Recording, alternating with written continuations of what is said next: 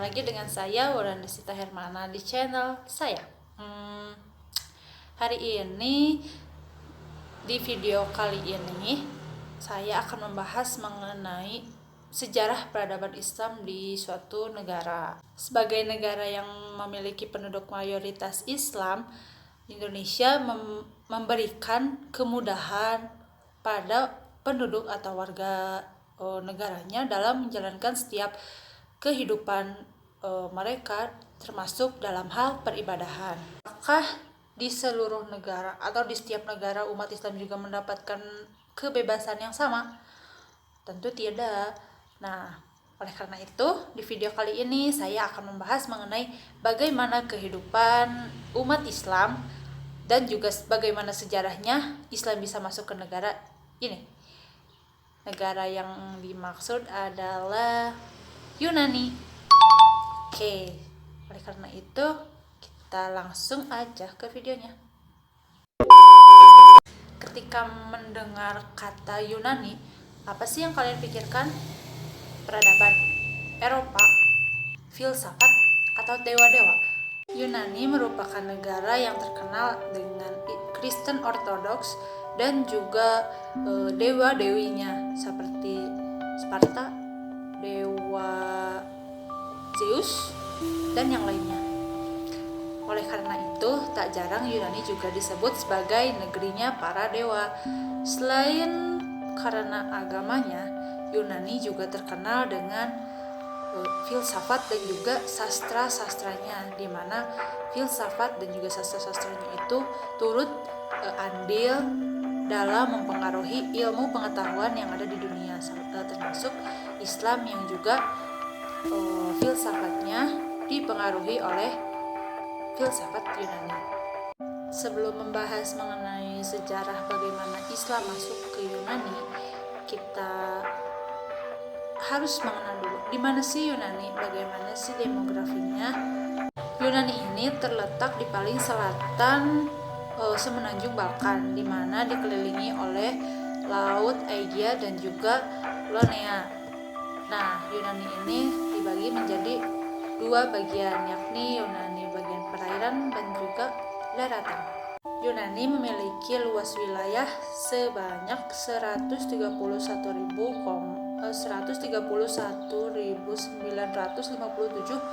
km persegi, di mana 130.800 km perseginya itu adalah daratan dan sisanya adalah laut. Ini memiliki penduduk atau warganya sekitar 11,94 juta penduduk, di mana 50,4%-nya adalah laki-laki dan 49,6%-nya adalah perempuan. Nah, dari penduduk Yunani ini 3,5% atau sekitar 250 atau 270 ribu itu merupakan Muslim. Sudah tahu kan ibu kota Yunani adalah Athena, tetapi Muslim terbanyak tidak berada di ibu kota, melainkan ada di wilayah Thrace Barat. Nah, sekitar 120 ribu penduduknya adalah Muslim. Jadi Thrace Barat merupakan wilayah dengan penduduk mayoritas Muslim. Thrace adalah wilayah administratif Makedonia, di mana Thrace ini merupakan salah satu wilayah yang strategis yang dikelilingi oleh 3 negara bagian dan juga 2 benua. Nah, Islam di Thrace atau Muslim di Thrace ini dibagi atau ada pada 3 kota-kota yang bisa dibilang cukup besar, yakni Shanti, Rhodos, dan juga Evros. Kita berlanjut ke sejarah bagaimana sih masuknya Islam ke Yunani ini. Yunani merupakan satu negara di mana memiliki peradaban yang cukup panjang, bahkan dimulai sejak 3000 tahun sebelum Masehi.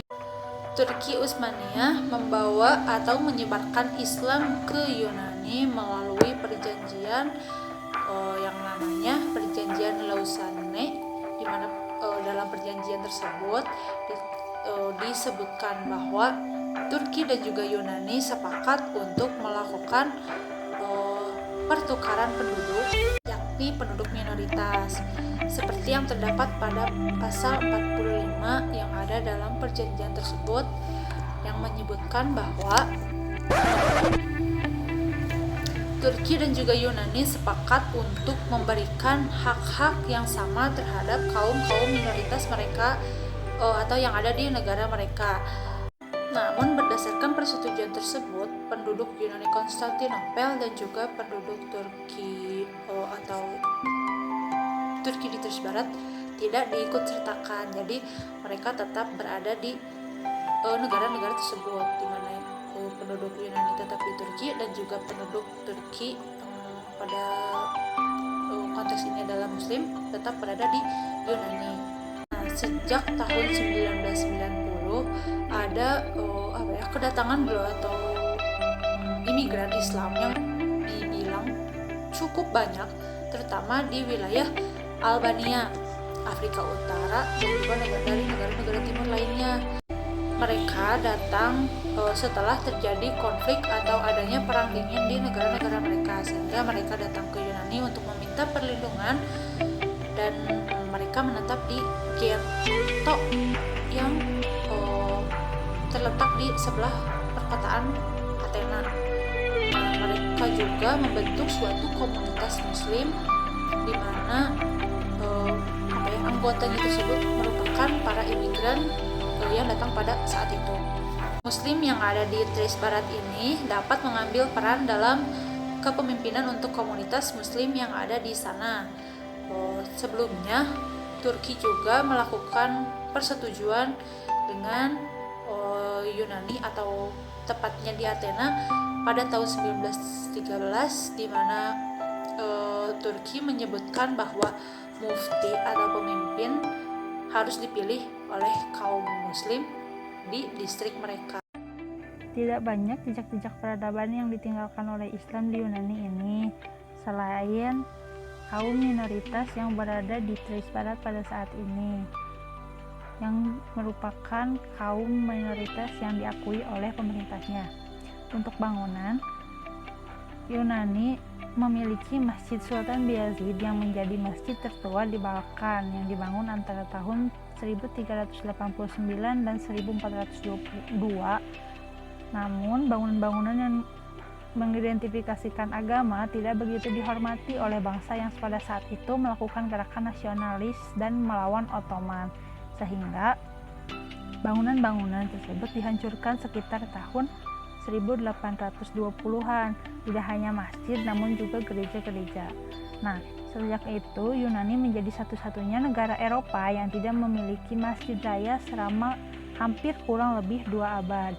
Padahal Muslim di Yunani mencapai 250.000 orang.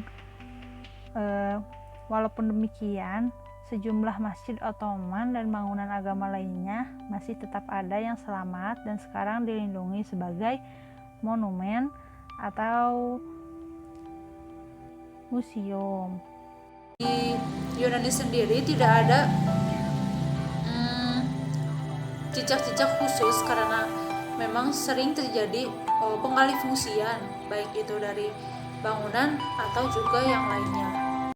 Karena Thrace Barat sudah mendapatkan hak-hak khusus yang diberikan oleh Yunani terhadap keberadaan mereka, jadi mereka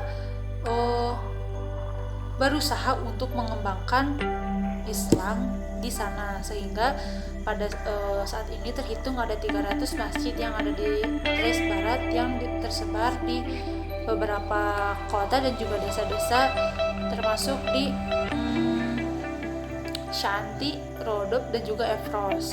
Sekarang saya akan membahas mengenai tokoh atau organisasi-organisasi yang ada di Yunani. Yang pertama adalah mufti dan juga kepala mufti.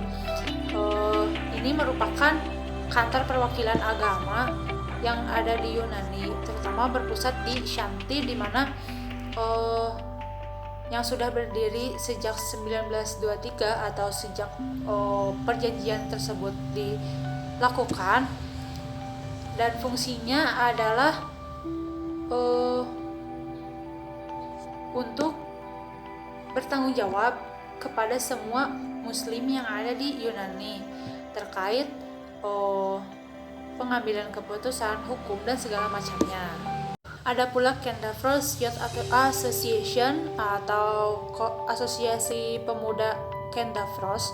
Nah, Kendavros ini merupakan salah satu desa yang berada di Shanti, di mana desa ini tuh merupakan desa yang juga mayoritasnya Islam. Dan juga semenjak ada krisis yang terjadi di Yunani yang berakibat kepada perekonomian, nah para lelaki atau kepala keluarga di desa ini memilih untuk pergi ke Turki atau ke Jerman atau ke negara lainnya untuk mencari nafkah, sehingga para perempuan di desanya juga bekerja. Nah, pekerjaannya itu bertenun. Ada sekitar 5.000 muslim yang tinggal di Kendavros ini. Kemudian Kendavros Youth Association ini dipimpin oleh Ahmad Imam yang merupakan lulusan psikologi di Turki. Nah, kenapa dia membuat atau membangun organisasi ini? Dengan harapan mereka ingin memajukan desa mereka, ya, karena Kendavros sendiri bisa dibilang merupakan desa yang sangat terpencil gitu. Nah, kegiatan yang mereka lakukan adalah seperti mengajar anak-anak di Kendavros, juga melakukan mengumpulkan donasi, yang kemudian donasi tersebut juga mereka gunakan untuk kemakmuran desa mereka. Salah satunya adalah mereka membangun perpustakaan di desa mereka, juga membangun museum. Nah, museum ini tuh mereka ingin jadikan sebagai museum untuk menunjukkan potret desa muslim pada zaman dahulu di Kendavros. Auqaf atau Fakiflar dalam bahasa Turki itu merupakan salah satu peninggalan Ottoman juga, di mana berfungsi sebagai yayasan amal yang mengumpulkan donasi-donasi setiap muslim untuk melayani kebutuhan agama, budaya, dan juga sosial minoritas muslim yang ada di Yunani, seperti mengurus pemakaman dan juga yang lainnya. Nah, terkait salah satu desa yang ada di Shanti, yakni Kendavros, yang telah dijelaskan sebelumnya, penduduk Kendavros ini mempunyai tradisi yang cukup unik, yakni setiap anak yang akan pergi mengaji, mereka membawa Al-Qur'annya pada sebuah tas. Tasnya itu adalah buatan ibu mereka gitu. Jadi ibunya yang menenun dan mereka menggunakan tas tersebut untuk membawa Al-Qur'an mereka. Bisa dibilang pemerintah setempat itu juga sangat terbuka terhadap turis ataupun pendatang-pendatang baru yang ada di Yunani gitu, karena mereka berpikir bahwa secara tidak langsung turis-turis, terutama turis muslim yang datang ke Thessaloniki ini, mereka itu memberikan edukasi pada warga-warga setempat yang juga muslim. Ada pula desa Komot ini yang memiliki keunikan, di mana penduduk mereka itu jika bertemu, jika muslim dengan muslim, mereka akan berkomunikasi dengan menggunakan bahasa Turki. Tetapi jika mereka berkomunikasi dengan non-muslim, mereka akan menggunakan bahasa Yunani seperti itu. Nah, di kota ini juga mereka mempunyai radio sipil, di mana dijadikan sebagai salah satu media dakwah mereka gitu. Jadi mereka itu berdakwah dengan cara siaran di radio. Walaupun di beberapa daerah Muslim atau umat Islam itu mendapatkan kemudahan dalam peribadahan, namun tetap saja di beberapa daerah yang lainnya, terutama di Athena yang merupakan ibu kota Yunani, Muslim bisa dibilang masih cukup kesulitan, terutama dalam melakukan peribadahan. Mereka memang dibebaskan dalam melakukan kehidupan seperti jika mereka mau berbelanja, berpakaian, atau yang lainnya, atau pekerjaan, mereka diterima dan diperbolehkan dengan bebas gitu. Tetapi dalam hal peribadahan mereka sangat dibatasi. Terbukti dengan hingga saat ini, bahkan bisa dibilang sudah 2 abad, Yunani merupakan satu-satunya negara Uni Eropa yang tidak mempunyai masjid raya di ibu kotanya. Oleh karena itu, Muslim Association of Greece atau Asosiasi Muslim Yunani juga turut serta untuk memperjuangkan dibangunnya masjid di Yunani ini gitu. Oleh karena itu, Muslim di Athena berjuang untuk mendapatkan kenyamanan mereka dalam beribadah gitu. Salah satunya adalah dengan mendirikan masjid-masjid informal atau masjid-masjid darurat di beberapa tempat di Athena. Salah satunya adalah Masjid As-Salam, di mana masjid ini merupakan masjid darurat yang dibangun oleh salah satu warga atau Muslim yang ada di Yunani, yakni Muhammad Rasas. Dia itu menjadikan basement rumahnya menjadi masjid. Jadi masjid ini tuh tidak sembarang orang yang tahu gitu, karena emang posisinya itu berada di basement. Jadi tetapi walaupun begitu, masjid ini juga menjadi salah satu tempat atau pusat peribadahan umat Muslim dan juga tempat untuk mereka mencari ilmu di Athena.